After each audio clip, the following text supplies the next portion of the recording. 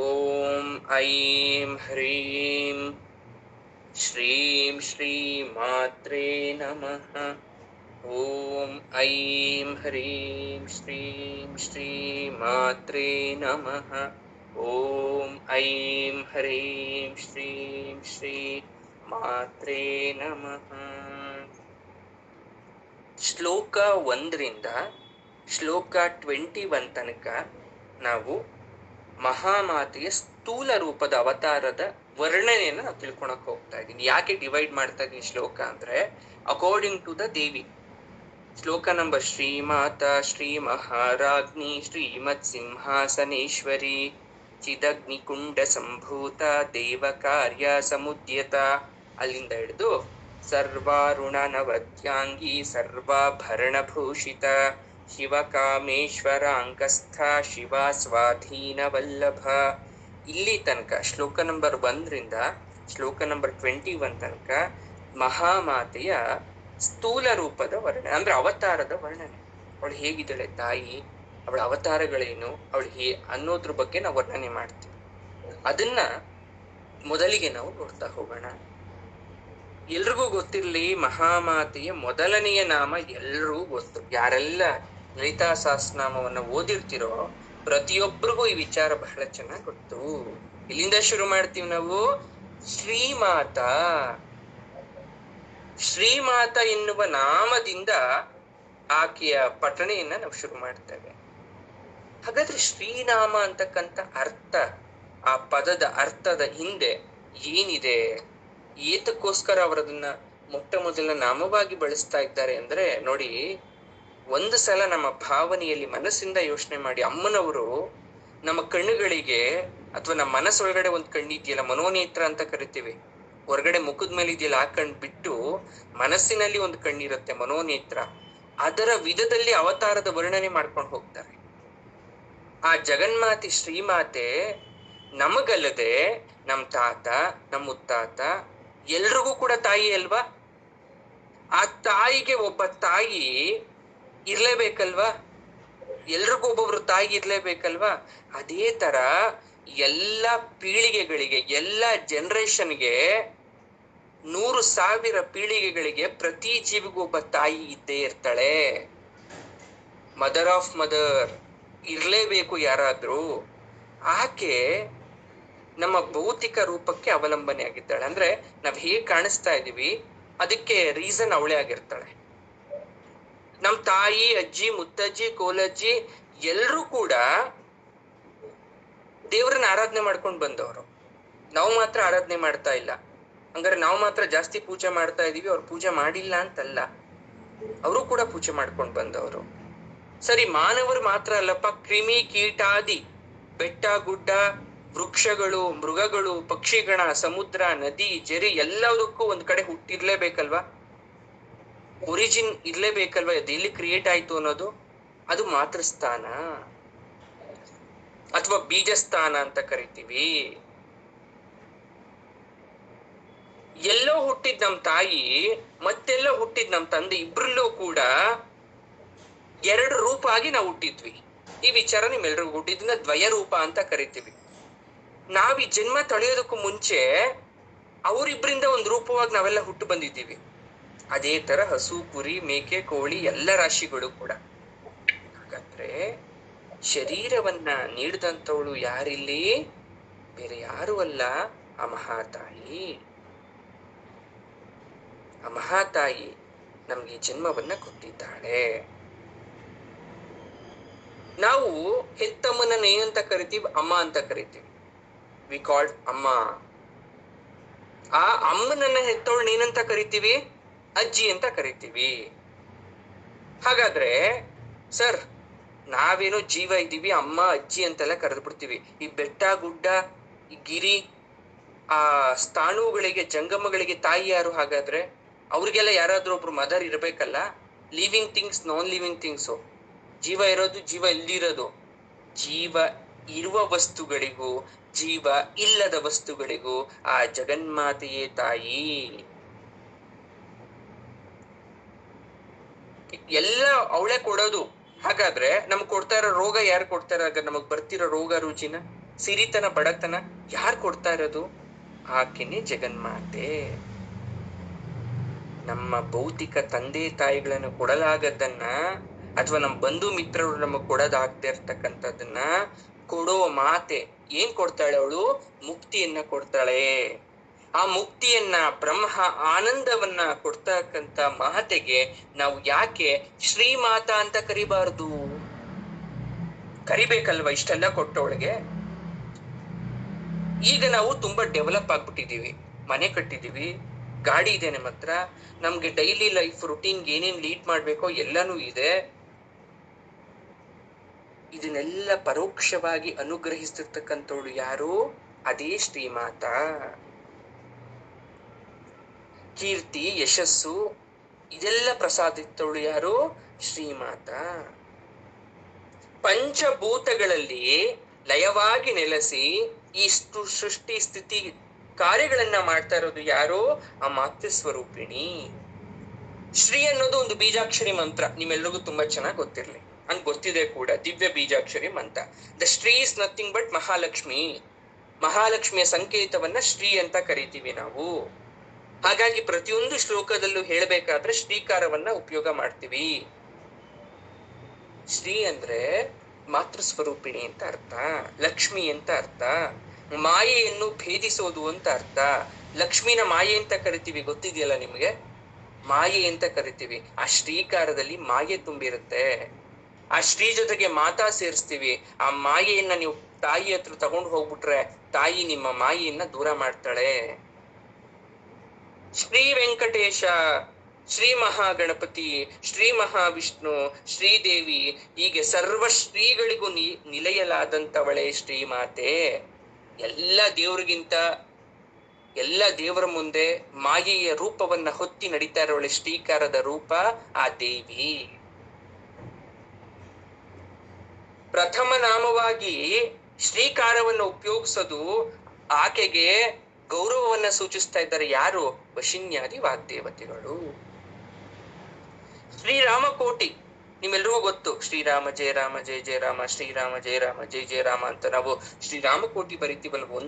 ಆ ಶ್ರೀರಾಮಕೋಟಿ ನಾಮವನ್ನ ಬರೆಯೋದು ಒಂದೇ, ಈ ಶ್ರೀಮಾತಾ ಅಂತಕ್ಕಂಥ ನಾಮವನ್ನ ಜಪಿಸೋದು ಒಂದೇ ಅಂತ ಹೇಳ್ತಾರೆ.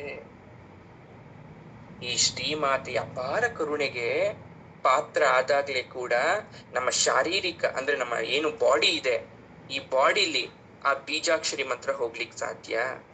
ವಿದ್ಯೆ ಬೇಕು, ವಿವೇಕ ಬೇಕು, ಸಂಸ್ಕಾರ ಬೇಕು, ಒಂದು ಮಟ್ಟದ ಜೀವನ ಬೇಕು ನಮಗೆ. ಆ ಜೀವನದಿಂದನೇ ಸತ್ಸಂಗ ಸಿಗೋದು, ಸದ್ಬುದ್ಧಿ ಸಿಗೋದು, ಸತ್ಪ್ರವರ್ತನೆ, ಸದಾಲೋಚನೆ ಸಿಗೋದು. ನಮ್ಮ ಪೂರ್ವ ಜನ್ಮ ದುಷ್ಕರ್ಮ ತುಂಬಾ ಸಲ ಕ್ಲಾಸಲ್ಲಿ ಡಿಸ್ಕಷನ್ ಆಗ್ಬಿಟ್ಟಿದೆ. ಸರ್ ನನ್ಗೆ ಯಾಕೆ ಸರ್ ನನ್ ಪೂರ್ವ ಜನ್ಮದ ಕರ್ಮ ಅಂತ ನೀವು ಹೇಳ್ಬಿಟ್ರಿ, ನಾನು ಈ ಜನ್ಮದಲ್ಲಿ ನಾನು ಕಷ್ಟ ಅನುಭವಿಸ್ತಾ ಇದ್ದೀನಿ, ನಾನು ತುಂಬಾ ಒಳ್ಳೆಯವಳು, ಆದ್ರೂ ನನ್ಗೆ ಪೂರ್ವ ಜನ್ಮದಿಂದ ಸಿಕ್ಕಿದ್ರೆ ಅಂತ ಹೇಳಿದ್ರಿ. ಯಾಕೆ ಅಂದ್ರೆ ಯಾವ ವ್ಯಸನ ಪರವಾದ ತಂದೆಗೋ, ಯಾವ ರೋಗಿಷ್ಠೆಯಾದ ಅವಿವೇಕಿಯಾದ ತಾಯಿಗೋ ನಾವು ಹುಟ್ಟಿರ್ತೀವಿ.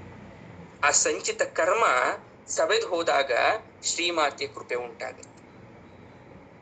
ನನ್ನ ತಂದೆ ಕುಡಿತಿರ್ತಾರೆ, ನನ್ನ ತಾಯಿ ಬುದ್ಧಿ ಇರಲ್ಲ ಅಂತ ಅನ್ಕೋಣ. ಇದು ಯಾಕೆ ಈ ತರ ಸಿಕ್ತು? ಅದೇ ಪಕ್ಕದ ಮನೆ ನೋಡಿದ್ರೆ ಮಕ್ಕಳನ್ನ ತುಂಬಾ ಚೆನ್ನಾಗಿ ಬೆಳೆಸ್ತಾ ಇದ್ದಾರೆ. ಅದಕ್ಕೆ ತಾಯಿ ಹೇಳ್ತಾಳೆ, ಸಂಚಿತ ಕರ್ಮ ಸವದ್ ಹೋಗ್ಲಿ ಅಂತ ಆ ಜನ್ಮವನ್ನ ಕೊಟ್ಟಿರ್ತೀನಿ, ಅದನ್ನ ಕಳೆದು ನನ್ನ ಪಾದದ ಹತ್ರ ಬಾ, ನಾನು ನಿನಗೆ ತಾಯಿ ಆಗ್ತೀನಿ, ಎಲ್ಲರ ತಾಯಿಗೆ ತಾಯಿ ಆಗ್ತೀನಿ ಅಂತ ತಾಯಿ ಹೇಳ್ತಾಳೆ ಭಕ್ತರಿಗೆ. ಶ್ರೀಮಾತೆ ಅವರನ್ನ ಕರುಣಾ ಕಟಾಕ್ಷದಿಂದ ನೋಡ್ಬಿಟ್ರೆ ನಾವು ಸ್ಥಾಯಿಗೆ ಹೋಗ್ಬಿಡ್ತೀವಿ, ಅಂದ್ರೆ ಒಂದು ಲೆವೆಲ್ಗೆ ಹೋಗ್ಬಿಡ್ತೀವಿ, ಮಟ್ಟಕ್ಕೆ ಹೋಗ್ತೀವಿ. ಆದ್ದರಿಂದ ಆಕೆ ಶ್ರೀಮಾತೆ ಆಗಿದ್ದಾಳೆ. ಆ ಜಗನ್ಮಾತೆಯ ಸಹಸ್ರ ಅನಂತ ನಾಮಗಳಿದ್ರೂ ಕೂಡ ಆಕೆಯ ಮೊದಲನೆಯ ನಾಮ ಶ್ರೀಮಾತಾ. ಮೊಟ್ಟ ಮೊದಲ ನಾಮ ಶ್ರೀಮಾತಾ. ಶತಕೋಟಿ ಅರ್ಥಗಳನ್ನ ತಿಳಿಸ್ತಕ್ಕಂಥ ನಾಮ ಶ್ರೀಮಾತಾ ಆಗಿದೆ. ಒಂದು ನಾಮಕ್ಕೆ ಸಾವಿರಾರು ಅರ್ಥ ಇರುತ್ತೆ. ಒಂದು ನಾಮವನ್ನ ತಿಳ್ಕೊಳೋದು ಮೈಮನ ರೋಮಾಂಚನ ಆಗುತ್ತೆ. ಅದನ್ನ ನಾವು ತಿಳ್ಕೋಬೇಕು ಸರಿಯಾಗಿ. ತಾಯಿ ಅಂದ್ರೆ ನಿಮ್ ತಾಯಿ ಅಂತ ಹೇಳ್ಬಿಟ್ರೆ ಸಾಕು, ನೂರಾರು ವಿಚಾರ ಸಿಗುತ್ತೆ ಅಲ್ವಾ? ನೇರವಾದ ಅರ್ಥ ಶ್ರೀಮಾತಾ ಅಂದ್ರೆ ಜಗಜ್ಜನನಿ ಲಕ್ಷ್ಮೀ ದೇವಿ ಅಂತ. ಆ ಲಕ್ಷ್ಮೀ ದೇವಿಯ ಮಾತಿನಲ್ಲಿ ಅಡಗಿರೋ ಮಾತೃಶಕ್ತಿ ಅಲ್ವಾ? ಹಂಗಾರೆ ಶ್ರೀಮಾತಾ ಅಂದ್ರೆ ಇನ್ನೇನೇನೆಲ್ಲ ಇದೆ ಗೊತ್ತಾ ನಿಮ್ಗೆ? ಧನಲಕ್ಷ್ಮಿ, ಕಾಂತಿ ಲಕ್ಷ್ಮಿ, ವಾಕ್ಲಕ್ಷ್ಮಿ, ಕೀರ್ತಿ ಲಕ್ಷ್ಮಿ, ಬುದ್ಧಿಲಕ್ಷ್ಮಿ, ಧರ್ಮ ಅರ್ಥ ಕಾಮಲಕ್ಷ್ಮಿ. ನೀವು ಒಳ್ಳೆ ಮಾತಾಡ್ಬೇಕು ಅಂದ್ರೆ ವಾಕ್ಲಕ್ಷ್ಮಿ ಬೇಕು, ನಿಮ್ ಮುಖದಲ್ಲಿ ತೇಜಸ್ ಇರ್ಬೇಕು ಅಂದ್ರೆ ಕಾಂತಿ ಲಕ್ಷ್ಮಿ ಬೇಕು, ಜೀವನದಲ್ಲಿ ಚೆನ್ನಾಗಿರ್ಬೇಕು ಅಂದ್ರೆ ಧನಲಕ್ಷ್ಮಿ ಬೇಕು, ನಿಮ್ ಎಲ್ಲಾ ಕಡೆ ನಿಮ್ ಹೆಸರು ಜಗಿಸ್ಬೇಕು ಅಂದ್ರೆ ಕೀರ್ತಿ ಲಕ್ಷ್ಮಿ ಬೇಕು, ತಲೆ ಉಪಯೋಗಿಸಕ್ಕೆ ಬುದ್ಧಿ ಲಕ್ಷ್ಮಿ ಬೇಕು. ಈ ರೀತಿ ಪ್ರತಿಯೊಂದು ಕಾರ್ಯದಲ್ಲೂ ಕೂಡ ಆಕೆಯ ಒಂದು ಸ್ಥಾನ ಬೇಕೇ ಬೇಕು. ಉಪನಿಷತ್ತಲ್ಲಿ ಹೇಳ್ತಾರೆ ಭಗವತಿ ಬಗ್ಗೆ, ಚೋದ ಇತ್ರಿ ಸೂನೃತಾನಾಂ ಚೇತಂತೀಂ ಸುಮತೀನಾಂ ಯಜ್ಞದಂಧೇ ಸರಸ್ವತಿ. ಎಷ್ಟ್ ಚೆನ್ನಾಗಿ ಹೇಳ್ತಾರೆ ನೋಡಿ. ಸೂನೃತಾನಾಂ ಅಂದ್ರೆ ಒಳ್ಳೆ ಮಾತಾಡಕ್ಕೆ, ಚೋದ ಯತ್ರಿ ಅಂದ್ರೆ ಪ್ರೇರೇಪಿಸಕ್ಕೆ, ಸುಮತೀನಾಂ ಅಂದ್ರೆ ಸದ್ಬುದ್ಧಿ ಕೊಡಕ್ಕೆ, ಚೇತಂತಿ ಅಂದ್ರೆ ಎಚ್ಚರಗೊಳಿಸಕ್ಕೆ, ಯಜ್ಞದಂಧೇ ಸರಸ್ವತಿ ಅಂದ್ರೆ ಸರಸ್ವತಿ ಅಥವಾ ಲಲಿತಾಂಬೆ ಇಷ್ಟನ್ನು ನಿಮ್ಗೆ ದಯಪಾಲಿಸ್ತಾಳೆ. ಯಾಕೆ ಗೊತ್ತಾ? ಮಂತ್ರ ಇಲ್ಲದೆ ಯಜ್ಞ ಇಲ್ಲ. ಜಸ್ಟ್ ಇಮ್ಯಾಜಿನ್, ಮಂತ್ರ ಇಲ್ದಿರೋ ಯಜ್ಞ ಮಾಡ್ಬಿಟ್ರೆ, ನಾನು ಹೋಮ ಮಾಡ್ಬಿಟ್ರೆ ಹಿಂಗಿರುತ್ತೆ. ತುಪ್ಪ ತಗೊಳೋದು ಸುಮ್ನಾಕ್ಬೇಕು, ತುಪ್ಪ ತಗೋಬೇಕು ಸುಮ್ನಾಕ್ಬೇಕು, ಮಂತ್ರ ಹೇಳೋಂಗಿಲ್ಲ. ಮಂತ್ರಗಳು ವಾಕ್ರೂಪದ ಧ್ವನಿ, ದೇವಿಯ ವೈಖರಿಯ ಮಾತಿನ ರೂಪ ಮಂತ್ರಗಳ ಕ್ರಿಯೇಟ್ ಆಗಿದೆಯಂತೆ. ಅವಳು ಮಾತಾಡ್ತಾಳ, ಆ ಮಾತೇ ಮಂತ್ರ ಆಗಿ ಕ್ರಿಯೇಟ್ ಆಗಿದೆಯಂತೆ. ಮೂಲಾಧಾರ ಚಕ್ರದಲ್ಲಿ, ನಮ್ ಬಾಡಿಲಿ ಚಕ್ರಸ್ ಇದೆ ಗೊತ್ತಲ್ಲ, ಮುಂದೆ ಬರುತ್ತೆ ಚಕ್ರದ ಬಗ್ಗೆ. ಅವಾಗ ನಾನು ಕಂಪ್ಲೀಟ್ ಆಗಿ ನಿಮ್ ಡೀಟೇಲ್ಸ್ ಕೊಡ್ತೀನಿ.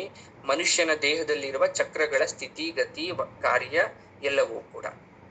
ಈ ಮೂಲಾಧಾರ ಚಕ್ರದಲ್ಲಿ ಕಂಪನ ಉಂಟಾದಾಗ, ವೈಬ್ರೇಷನ್ ಉಂಟಾದಾಗ ಏನಾಗುತ್ತೆ ಗೊತ್ತಾ? ಅಸ್ಪಷ್ಟನಾದ ಉಂಟಾಗುತ್ತೆ. ಅಂದ್ರೆ ನಾವು ಮಾತಾಡ್ತಾ ಇರೋ ಮಾತು ಬ್ರೇಕ್ ಆಗುತ್ತೆ, ಅಥವಾ ನಮ್ಮ ಮಾತು ಅಸ್ಪಷ್ಟವಾಗಿ ಕೇಳಿಸ್ತಾ ಇರುತ್ತೆ. ಇದನ್ನ ನೀವ್ ಯಾರಲ್ಲಿ ನೋಡ್ಬೋದು ಗೊತ್ತಾ? ನಾನು ತುಂಬಾ ಚೆನ್ನಾಗಿ ಹೇಳ್ಕೊಡ್ತೀನಿ ನೋಡಿ. ಯಾರಿಗೆ ಪ್ಯಾರಾಲಿಸಿಸ್ ಆಗಿರುತ್ತೆ ಅವರ ಧ್ವನಿ ನೀವ್ ಏನಾದ್ರೂ ಕೇಳಿದ್ದೀರಾ? ಅಥವಾ ನಾವು ತುಂಬಾ ಚೆನ್ನಾಗಿದೆ, ದೇಹ ಚೆನ್ನಾಗಿದ್ರು ಕೂಡ ಮೂಲಾಧಾರ ಚಕ್ರ ಸರಿಯಾಗಿ ವರ್ಕ್ ಮಾಡ್ತಿಲ್ಲ ಅಂದ್ರೆ ಅವರ ವಾಯ್ಸ್ ಅಲ್ಲಿ ಬ್ರಾಟೋ ಬಂದ್ಬಿಟ್ಟಿರುತ್ತೆ, ಅಂದ್ರೆ ಶೇಕಿಂಗ್ ವಾಯ್ಸ್ ಬರ್ತಾ ಇರುತ್ತೆ. ಈ ಅಸ್ಪಷ್ಟವಾದ ನಾದ ಉಂಟಾಗೋದನ್ನ ಪರ ಅಂತ ಕರಿತೀವಿ ನಾವು. ಪರ, ಬಿ ಕಾಲ್ಡ್ ಪರ. ಈ ಪರಾಗೆ ಪಶ್ಯಂತಿ ಸೇರಿಸಿದ್ರೆ ಪರಾ ಪಶ್ಯಂತಿ ಆಗತ್ತೆ. ಅಂದ್ರೆ ತಾಯಿ ನನಗ್ ಪರ ಸರಿಯಾಗಿಲ್ಲಮ್ಮ, ನೀನ್ ಪಶ್ಯಂತಿ, ನನ್ ಕಂಠವನ್ನ ನೀನ್ ತಲುಪು, ಅವಾಗ ಅದು ಮಧ್ಯಮ ಆಗತ್ತೆ. ಶ್ಲೋಕದಲ್ಲಿ ಬರೋ ವರ್ಡ್ಸ್ ಇದೆಲ್ಲ ಚೆನ್ನಾಗಿ ಅರ್ಥ ಮಾಡ್ಕೊಳ್ಳಿ, ಯಾಕೆ ಅದನ್ನೆಲ್ಲ ಹೇಳ್ತಾ ಇದೀವಿ ಅಂತ. ನಾವು ಕಿವಿಯಿಂದ ಕೇಳೋದು, ಬಾಯಿಂದ ಆಡೋ ಮಾತು, ಈ ವೈಖರಿನೇ ಶ್ರೀಮಾತೆ ಅಂದರೆ ಲಲಿತೆ. ಮಾತಿನ ಪರ ಪಶ್ಯಂತಿ ಮಧ್ಯಮ ರೂಪವನ್ನ ಕೊಡ್ತಕ್ಕಂಥವಳು. ಲಲಿತಾ ಅಂದ್ರೆ ತ್ರಿಪುರ ಸುಂದರಿ. ಸೌಂದರ್ಯಕ್ಕೆ ಒಂದು ಮಾನದಂಡ ಇಲ್ಲ, ಅಂದ್ರೆ ಇದಕ್ಕಿನ್ನ ಹೈಯೆಸ್ಟ್ ಬ್ಯೂಟಿಫುಲ್ ಆಗಿರೋ ವಸ್ತು ಇಲ್ಲ ಅಂತ ನೀವು ಕನ್ಕ್ಲೂಡ್ ಮಾಡೋ ಹಾಗಿಲ್ಲ. ಇದಕ್ಕಿಂತ ಸುಂದರವಾಗಿರ್ತಕ್ಕಂಥ ಇಮೇಜ್ ಮತ್ತೊಂದು ಇದೆ ಅಂತ ನೀವು ಪ್ರೂವ್ ಮಾಡಕ್ ಆಗೋದಿಲ್ಲ. ಹಾಗಾಗಿ ಪೂರ ಸುಂದರಿ ಅಂದ್ರೆ ಲೋಕಗಳಿಗೂ ಕೂಡ ಸುಂದರಿಯಾದಂಥವಳು ಅಂತ ಆದ್ರೆ ಇಲ್ಲಿ ನಾವು ಕನ್ಕ್ಲೂಡ್ ಮಾಡ್ಬೋದು, ದೇವಿಗಿಂತ ಸುಂದರವಾಗಿರ್ತಕ್ಕಂಥವ್ರು ಬೇರೆ ಯಾರು ಇಲ್ಲ ಅಂತ. ಸೌಂದರ್ಯ ಅನ್ನೋದು ನಾವು ನೋಡೋ ಭಾವಾತ್ಮಕ ದೃಶ್ಯ ಅದು. ಅದೇ ತರ ದೇವಿ ಭಕ್ತರಿಗೆ ತ್ರಿಪುರ ಸುಂದರಿಯಾಗಿದ್ದಾಳೆ. ಹಾಗಾಗಿ ಆಕೆಯನ್ನ ಶ್ರೀಮಾತಾ ನಮೋ ನಮಃ ಅಂತ ಕರೀತಾ ಇದ್ದೇವೆ. ಈಗ ಅರ್ಥ ಆಯ್ತು ಶ್ರೀಮಾತೆಯ ಶಕ್ತಿ. ಈ ಎರಡನೇ ನಾಮ ಇದೆಯಲ್ಲ, ಶ್ರೀ ಮಹಾರಾಜ್ಞಿ ಅಂತ. ಯಾರಿ ಮಹಾರಾಜ್ಞಿ ಹಾಗಾದ್ರೆ? ಶ್ರೀಮಾತಾ ತಾಯಿ ಗೊತ್ತಾಯ್ತು, ಮಹಾರಾಜ್ಞಿ ಆಕೆನೆ. ಆದ್ರೆ ಏನು ಅಂದ್ರೆ ಮಹಾರಾಜನ ಮಡದಿಯನ್ನ ಮಹಾರಾಜ್ಞಿ ಅಂತ ಕರಿತೀವಿ. ಸಿಂಪಲ್ ಆಗಿ ಹೇಳ್ಬೇಕು ಅಂದ್ರೆ ಮಹಾರಾಣಿ ಅಂತ ಅರ್ಥ. ರಾಜನ ಹೆಂಡತಿ ರಾಣಿ, ಮಹಾರಾಜನ ಹೆಂಡತಿ ಮಹಾರಾಣಿ. ಅದೇ ತರ ಮಹಾರಾಜನ ಮಡದಿಯಾದವಳೇ ಮಹಾರಾಜ್ಞಿ. ಈ ಪಿಪೀಲಿಕಾದಿ ಬ್ರಹ್ಮದವರೆಗೂ ಪ್ರತಿ ಪ್ರಾಣಿಕೋಟಿ ಸಮೂಹಕ್ಕೂ ಒಬ್ಬ ರಾಜ ಒಬ್ಬ ರಾಣಿ ಇರ್ತಾರೆ. ಎಕ್ಸಾಂಪಲ್, ಈಗ ನೀವು ಹಿಂದೆ ಎಲ್ಲ ಹಿಸ್ಟ್ರಿ ಕೇಳ್ಕೊಬಿಟ್ರೆ, ಇತಿಹಾಸ ನೋಡಿದ್ರೆ ಒಬ್ಬ ರಾಜ ರಾಣಿ ಇರ್ತಾರ, ಆ ರಾಜ ರಾಣಿ ಆದ್ಮೇಲೆ ಮತ್ತೊಬ್ಬ ರಾಜ ರಾಣಿ ಬರ್ತಾರ. ಅದೇ ತರ ಈ ಜಗತ್ತು ಹುಟ್ಟಬೇಕಾದ್ರೆ ಒಂದು ಸರ್ಟೈನ್ ಸ್ಟೇಜ್ ತನಕ ಒಬ್ಬ ರಾಜ ರಾಣಿ ಇರ್ತಾರೆ. ಇವತ್ತಿಗೂ ಅಷ್ಟೇ, ನೆನ್ನೆಗೂ ಅಷ್ಟೇ, ಯಾವ ಯುಗದಲ್ಲೂ ಅಷ್ಟೇನೆ ಒಬ್ಬ ರಾಜರಾಣಿ ಇರ್ಲೇಬೇಕು. ಈ ರಾಜನ ಪತ್ನಿ ಆದ್ರೆ ಮಾತ್ರಕ್ಕೆ ರಾಜ್ಞಿ ಅಂತ ಅನಿಸ್ಕೊಳೋದು ವಿಶೇಷ ಅಲ್ಲ. ಹಂಗಾದ್ರೆ ನೀವು ಕೇಳ್ಬೋದು, very simple, you can ask, ಹಾಗಾದ್ರೆ ಏನು ಶಿವನ್ ಪತ್ನಿ ಅಥವಾ ವಿಷ್ಣುವಿನ ಪತ್ನಿ ಆಗಿದ್ಕೆ ಅವ್ರ ರಾಣಿ ಅಂತ ಕರೀತಾರ? ಅಲ್ಲ. ಒಂದು ಪದವಿಯಲ್ಲಿ ಇರ್ತಕ್ಕಂಥ ಭಾರ್ಯೆ ಅಂದ್ರೆ ಹೆಂಡತಿ, ಮಾನಸ್ಥಾನ ಪಡೆದಿರ್ತಕ್ಕಂಥವಳು. ಆ ವ್ಯಕ್ತಿಯಿಂದ ಯಾವುದೇ ಕೆಲಸ ಬೇಕಾದ್ರೂ ಆಗತ್ತೆ. ಸ್ವಾರ್ಥವಾಗಿ ಆಕೆ ಯೋಚನೆ ಮಾಡದೆ ಎಲ್ಲರಿಗೂ ಅವಳು ಒಳ್ಳೇದ್ ಮಾಡ್ತಾಳೆ ಅಂತ. ಇಂದ್ರನ ಪತ್ನಿಯನ್ನ ಇಂದ್ರಾಣಿ ಅಂತ ಕರಿತೀವಿ, ನೆನ್ಪಿರ್ಲಿ ನಿಮ್ಗೆ. ಆ ಇಂದ್ರನ ಪತ್ನಿ ಇಂದ್ರಾಣಿವರೆಗೂ ಹಿಡಿದು ಬಿಟ್ಟು ನಮ್ ಜೀಜಾಬಾಯಿ, ಝಾನ್ಸಿ ಲಕ್ಷ್ಮೀ ಬಾಯಿ ಇವ್ರು ಇದಾರಲ್ಲ, ಅವರೆಲ್ಲ ಒಂದು ವಿಧವಾದ ಕ್ಯಾರೆಕ್ಟರ್ನ ಹೊಂದಿದ್ದಾರೆ. ಸತ್ತೋದ್ಮೇಲೆ ಚರಿತ್ರೆಯ ಪುಟಗಳಲ್ಲಿ ಅವ್ರು ಸೇರಿ ಹೋಗ್ತಾರೆ. ಆದ್ರೆ ರಾಜ್ಞಿ ಅಂತಕ್ಕಂಥವಳು ಯಾವತ್ತೂ ಕೂಡ ರಾರಾಜಿಸೋಳು. ಅಮ್ಮನವರನ್ನ ನಾವು ಮಹಾರಾಜ್ಞಿ ಅಂತ ಕರಿತೀವಿ.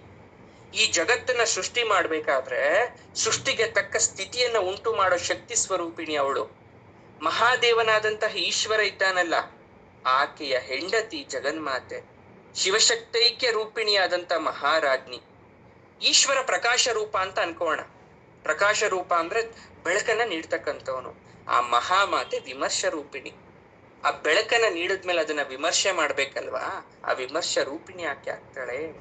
ಈಶ್ವರ ನಿರ್ವಿಕಾರ ಯೋಗೀಶ್ವರ ಅಂತ ಅನ್ಕೋಣ. ಅವ್ನಿಗೆ ಏನು ಬೇಡ, ಅವ್ನು ತುಂಬಾ ವೆರಿ ಸಿಂಪಲ್ ಈಶ್ವರ. ಆದ್ರೆ ಆಕೆ ಸಾಕಾರ ರೂಪ, ನಿರಾಕಾರ ರೂಪ, ಸಗುಣ, ನಿರ್ಗುಣ, ಜಡ, ಚೈತನ್ಯ ಎಲ್ಲ ರೂಪವನ್ನ ಪೋಷಿಸ್ತಾಳೆ. ಎಲ್ಲರಿಗೂ ಒಳ್ಳೇದ್ ಮಾಡ್ತಾಳೆ. ಯಾಕೆ? ಈಗ ತಂದೆ ಆದವನ್ಗೆ ಯಾವುದೇ ಜವಾಬ್ದಾರಿ ಬೇಡ, ದುಡಿದು ಬಂದು ಕೂತ್ಕೊಂಡ್ಬಿಡ್ತಾನೆ. ತಾಯಿ ಹೆಂಗ್ ಸುಮ್ನೆ ಕೂತ್ಕೊಳಕ್ಕಾಗತ್ತಾ? ಒಬ್ಬ ಮಕ್ಳು ಕೆಟ್ಟೋರು ಇರ್ತಾರೆ, ಒಬ್ಬ ಮಕ್ಳು ಒಳ್ಳೆಯವ್ರು ಇರ್ತಾರೆ. ಮನೇಲಿ ಇನ್ಯಾರೋ ಊಟ ಬೇಕು ಅಂತ ಕೇಳೋರು ಇರ್ತಾರೆ, ಬೇಡ ಅಂತ ಕೇಳೋರು ಇರ್ತಾರೆ. ಎಲ್ರೂನು ಸಂಭಾಳಿಸೋಳು. ಅದೇ ತರ ಪಾರ್ವತಿ, ಶಿವ ನನ್ಗೇನೂ ಬೇಡ ಅಂತ ಕೂತಾಗ ಈಕೆ ನನ್ಗೇನೂ ಬೇಡ ಅಂತ ಕೂರ್ಲಿಲ್ಲ, ಎಲ್ಲವನ್ನ ಪರಿಪಾಲಿಸ್ತಾಳೆ ಆಕೆ. ಅದಕ್ಕೆ ಅವಳನ್ನ ಮಹಾರಾಜ್ಞಿ ಅಂತ ಕರೆಯೋದು.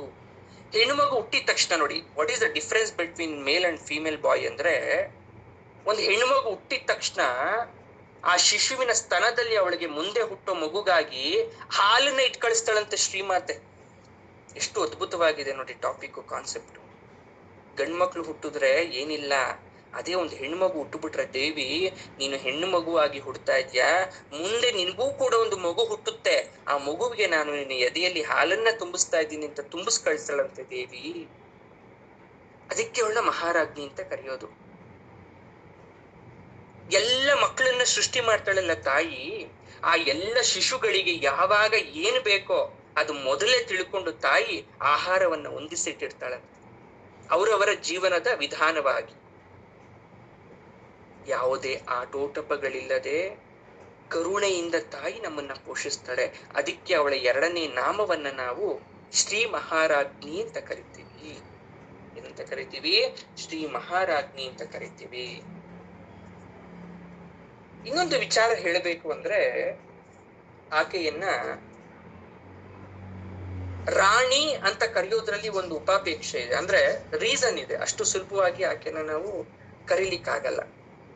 ಪಟ್ಟದ ರಾಣಿ, ಇನ್ನೊಂದು ಅರ್ಥ ನೋಡ್ಬೇಕು ಮಹಾರಾಜ್ಞಿಗೆ ಅಂದ್ರೆ ಪಟ್ಟದ ರಾಣಿ ಅಂತ ಬರುತ್ತೆ. ಅಂದ್ರೆ ಶಿವನ ಪಟ್ಟದ ರಾಣಿ ಅಂತ ಕರಿಬಹುದು ನಾವು. ಅಥವಾ ಭಾಗ್ಯ ವೆಂಕಟರಮಣನ ಪಟ್ಟದ ರಾಣಿಯ ಭಾಗ್ಯದ ಲಕ್ಷ್ಮಿ ಬಾರಮ್ಮ ಅಂತ ಬೇರೆ ಕರೆದು ಬಿಡ್ತೀವಿ. ಮಹಾರಾಜ್ಞಿ ಅನ್ನೋ ಶಬ್ದಕ್ಕೆ ಸೂರ್ಯನ ಪತ್ನಿ ಅಥವಾ ಸಂಧ್ಯಾದೇವಿ ಅಥವಾ ಸಂಜ್ಞಾದೇವಿ ಅಂತ ಕೂಡ ಅರ್ಥ ಬರುತ್ತೆ ಕೆಲವೊಂದು ಕಡೆ. ಯಾಕೆ ಅದನ್ನೆಲ್ಲ ಕರೀತಾರೆ ಅಂದ್ರೆ,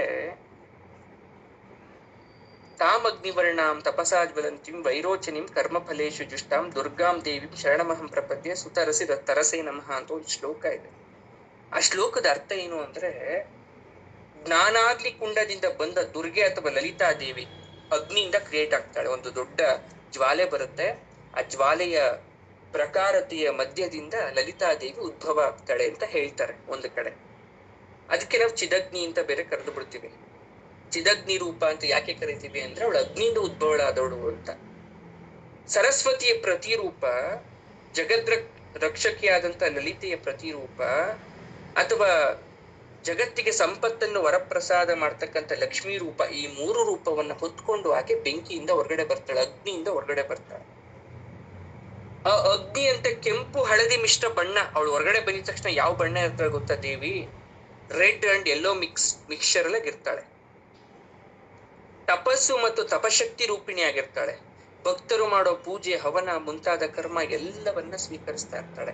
ಹಾಗಾಗಿ ಅವಳನ್ನ ಚಿದಗ್ನಿಕುಂಡ ಸಂಭೂತ ಅಂತ ಕೂಡ ಕರೀತಾರೆ. ಆಯ್ತಾ? ಈ ತಾಯಿಯಾದಂಥವಳು ಮಕ್ಕಳನ್ನ ಪೋಷಣೆ ಮಾಡ್ಬೇಕಾದ್ರೆ ಕೆಲವೊಮ್ಮೆ ಸಿಟ್ಟಾಗೋದು ಸಹಜ. ನೀವು ನಿಮ್ಮ ಮಕ್ಳ ಮೇಲೆ ಸಿಟ್ಟಾಗಲ್ವಾ? ಅದೇ ತರ ತಾಯಿ ಕೂಡ ಸಿಟ್ಟಾಗ್ಬಿಡ್ತಾಳೆ.